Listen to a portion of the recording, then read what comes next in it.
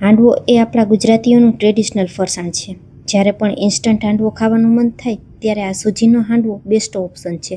ફક્ત 2 ચમચી તેલમાં વેજીટેબલથી ભરપૂર હાંડવો બનાવીને તૈયાર કરીશું.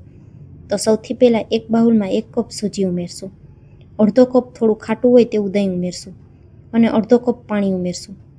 ચમચાથી હલાવી મિક્સ કરી દેશું. દહીં અહીં થોડું ખાટું હોય તેવું લેવાનું, જેથી હાંડવાનો સ્વાદ ખૂબ જ સરસ આવશે. હવે આ બેટરને પલાળી અને 10 મિનિટ સુધી આપણે રાખી દેશું. આ સ્ટેપ હાંડવો બનાવતા પહેલાં ખાસ કરવાનો છે, જેથી 10 મિનિટમાં સૂજીનો એક એક દાણો એકદમ સરસ પલળી અને ફૂલી જશે. તો તમે જોઈ શકશો બધી વસ્તુ એકબીજા સાથે સરસ મિક્સ થઈ ગઈ છે. 10 મિનિટ સુધી ઢાંકણ ઢાંકી અને આપણે તેને રાખી દેશું. તો હવે 10 મિનિટ જેવો સમય થઈ ગયો છે. પ્લેટ ખોલી અને જોઈએ તો તમે જોઈ શકશો સૂજી એકદમ સરસ અહીં પલળી ગઈ છે અને સૂજીનો દાણો આ રીતે ફૂલી ગયો છે. તો આ રીતે સૂજી પલળી જાય ત્યાર પછી આપણે તેમાં શાકભાજી ઉમેરશું. તો સૌથી પહેલાં અહીં એક ગાજરને મેં ચોપરમાં એકદમ સરસ ઝીણું ઝીણું આ રીતે ચોપ કરી લીધું છે. તમે ઈચ્છો તો ગાજરને ખમણીને પણ ઉમેરી શકો. ત્યાર પછી એક કેપ્સિકમને આ રીતે ઝીણું સમારીને ઉમેરશું. થોડા લીલા મરચાં, આદું અને લસણને ખાયણી દસ્તામાં અધકચરા વાટીને ઉમેરેલા છે. એક ડુંગળીને પણ એકદમ ઝીણી ચોપરમાં ચોપ કરીને ઉમેરેલી છે. તમે લસણ ડુંગળી ન ખાતા હોય તો સ્કીપ કરી શકો. તેની જગ્યાએ તમે ખમણેલી દૂધી, લીલી મકાઈના દાણા કે પછી વટાણા પણ ઉમેરી શકો. થોડા લીલા ધાણા ઉમેરશું. ચમચાથી હલાવી બધું મિક્સ કરી દેશું. તો અહીં તમે જોઈ શકશો હાંડવાનું બેટર હજી ખૂબ જ ઘટ છે. આટલું બધું આપણે ઘાટું પણ રાખવાનું નથી અને એકદમ પાતળું પણ નથી રાખવાનું. તો હવે સૌથી પહેલાં આપણે તેમાં સ્વાદ અનુસાર મીઠું ઉમેરી દેશું. અડધી ચમચીથી થોડી ઓછી હળદર ઉમેરી દેશું અને ચમચાથી હલાવી બેટરને એક વખત આ રીતે મિક્સ કરી દેશું. ત્યાર પછી આપણે તેમાં જરૂર મુજબ પાણી ઉમેરશું. અડધો કપ પાણી આપણે પહેલાં ઉમેરેલું હતું અને 1/4 કપ જેટલા પાણીની મને ફરી પાછી જરૂર પડી હતી. પાણીનું માપ અહીં તમે સૂજી જાડી કે ઝીણી લેતા હોય એ મુજબ પડી શકે છે. મેં ઝીણી સૂજીનો ઉપયોગ કરેલો છે, તો આ સૂજીમાં મને પોણા કપ જેટલા પાણીની જરૂર પડેલી છે. જો તમે જાડી સૂજીનો ઉપયોગ કરતા હોય તો સૂજીને એક વખત મિક્સર જારમાં ઉમેરી અને દળી લેવાની. તો હવે તમે જોઈ શકશો આપણું હાંડવાનું બેટર પરફેક્ટ તૈયાર થઈ ગયું છે. ના તો વધારે ઘાટું છે કે ના એકદમ પાતળું છે. બસ આ જ રીતનું બેટર તૈયાર કરી અને તેમાંથી હાંડવો તૈયાર કરીશું. તો હવે હાંડવો બનાવવા માટે સૌથી પહેલાં આ બેટરને એક વાસણમાં અલગ કાઢી લેવાનું છે. આજે આપણે ઇન્સ્ટન્ટ હાંડવો બનાવવાના છીએ, તો હાંડવાના બેટરમાં આથો લાવવા માટે આપણે તેમાં ઈનો ઉમેરશું. તો એક વખતમાં આપણે એક હાંડવા જેટલા બેટરમાં જ ઈનો ઉમેરવાનો છે. જેના માટે સૌથી પહેલાં આ રીતે જે 10 રૂપિયાનું નાનું ઈનોનું પાઉચ આવે તે લીધું છે.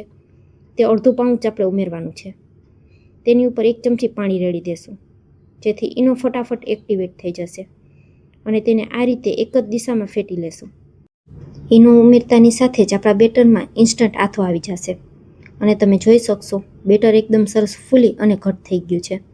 અહીં જો તમારે હાંડવો થોડો જાડો રાખવો હોય તો પાણી થોડું ઓછું ઉમેરવાનું અને હાંડવાનું બેટર થોડું થીક રાખવાનું. હવે આ બાજુ ગેસ ઉપર મેં તવો તપવા માટે પહેલાં જ રાખી દીધો હતો. તવો એકદમ સરસ ગરમ થઈ જાય એટલે તેમાં 1 ચમચી ભરી અને તેલ ઉમેરશું. તેલને થોડીવાર માટે ગરમ થવા દેશું. ત્યાર પછી તેમાં ચપટી એવી રાઈ ઉમેરશું. રાઈને સરસ તેલમાં ફૂટવા દેશું અને ત્યાર પછી ચપટી જીરું ઉમેરશું. જીરાને પણ તેલ સાથે સાંતળી લેશું અને ત્યાર પછી અડધી ચમચી જેટલા સફેદ તલ ઉમેરશું. ત્યાર પછી થોડા મીઠા લીમડાના પાન ઉમેરશું. અહીં વઘારમાં તેલ થોડું ઓછું જણાય છે તો આપણે 2 ટીપા જેટલું તેલ ફરી પાછું ઉપરથી રેડી દેશું. તો તમે જોઈ શકશો રાઈ, તલ અને જીરું બધું સરસ સંતળાઈ ગયું છે. હવે તૈયાર કરીને રાખેલું હાંડવાનું બેટર છે તે આપણે તવા ઉપર રેડી દેશું. તમે કોઈ નોનસ્ટિક પેનમાં પણ આ હાંડવો તૈયાર કરી શકો છો. તો અહીં મેં 3 ચમચા જેટલું બેટર ઉમેરેલું છે. હવે તેને ઢાંકણ ઢાંકી અને 5 મિનિટ સુધી આપણે થવા દેવાનું છે અને ગેસની ફ્લેમને એકદમ સ્લો કરી દેવાની છે. હાંડવાને એક બાજુની સાઈડ ચડતા 5 મિનિટ જેવો સમય લાગશે. 5 મિનિટ પછી થાળી ઉપાડી અને જોઈએ તો તમે જોઈ શકશો હાંડવાની ઉપરની સપાટી આ રીતે એકદમ સરસ સુકાઈ અને ડ્રાય થઈ ગઈ છે. તો હવે તવીથાની મદદથી હળવા હાથે આપણે તેને ફેરવી લેવાનું છે. હવે હાંડવાને તમને ઝૂમ કરીને બતાવું તો તમે જોઈ શકશો એકદમ સરસ ક્રિસ્પી એવો હાંડવો આપણો તૈયાર થયો છે. પાછળની બાજુ પણ સેમ એ જ રીતે ઢાંકણ ઢાંકી અને 5 મિનિટ સુધી આપણે તેને થવા દેશું. હવે પાછળની બાજુ આપણે તેલ લગાવવાની બિલકુલ જરૂર નહીં પડે. જો તમે નોનસ્ટિક વાસણ લીધું હશે તો પણ હાંડવામાં પાછળની સાઈડ તેલ નહીં લગાવવું પડે. બંને બાજુ હાંડવો એકદમ સરસ ક્રિસ્પી થઈ જાય એટલે તેને પ્લેટમાં કાઢી લેશું. તૈયાર કરેલા હાંડવાને આપણે પીઝા કટરની મદદથી કટ કરી લેશું. તો જોયું ને ફ્રેન્ડ્સ, ફક્ત 10 જ મિનિટમાં ઇન્સ્ટન્ટ હાંડવો બનીને તૈયાર થઈ ગયો અને ખાવામાં પણ ખૂબ જ ટેસ્ટી લાગે છે. એકવાર આ રેસિપી તમે પણ જરૂરથી ટ્રાય કરજો અને રેસિપી પસંદ આવે તો વિડીયોને એક લાઇક કરી ચેનલને સબસ્ક્રાઈબ કરવાનું ન ભૂલતા. ફરી મળીશું આવી જ એક નવી રેસિપી સાથે. ત્યાં સુધી સૌને મારા જય માતાજી. અને તમને આજની આ રેસિપી કેવી લાગી તે પણ કમેન્ટમાં જરૂરથી લખજો. વિડીયો અહીં સુધી જોવા બદલ આપનો ખૂબ ખૂબ આભાર.